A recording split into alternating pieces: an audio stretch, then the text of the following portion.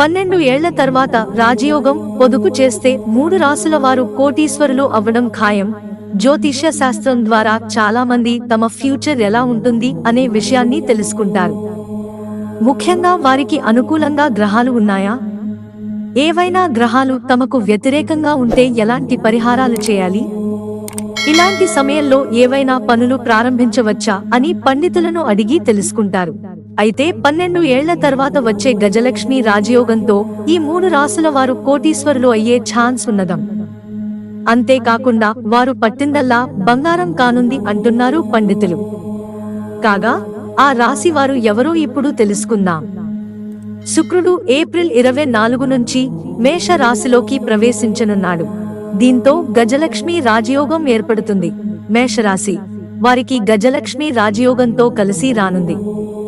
చేపట్టిన ప్రతి పనిలో విజయం సాధించుతారు. ఉద్యోగులు ప్రమోషన్స్ పొందే ఛాన్స్ ఉంది. వ్యాపారస్తులకు మంచి లాభాలు వస్తాయి. షేర్ మార్కెట్స్ వారు కూడా మంచి ప్రాఫిట్ పొందే ఛాన్స్ ఉంది. మకర రాశి 4వ ఇంట గజలక్ష్మి రాజయోగం ఏర్పడుతుంది. దీని వలన వీరు కుటుంబంలో మంచి గౌరవ మర్యాదలు పొందుతారు. ఆర్థికంగా బాగుంటుంది. అవసరానికి ధనం చేతికందుతుంది. మీరు మీ పనిలో నిమగ్నమై మీ లక్ష్యాలను చేరుకుంటారు. మీరు ఊహించని విధంగా డబ్బు మీ చేతికి అందుతుంది.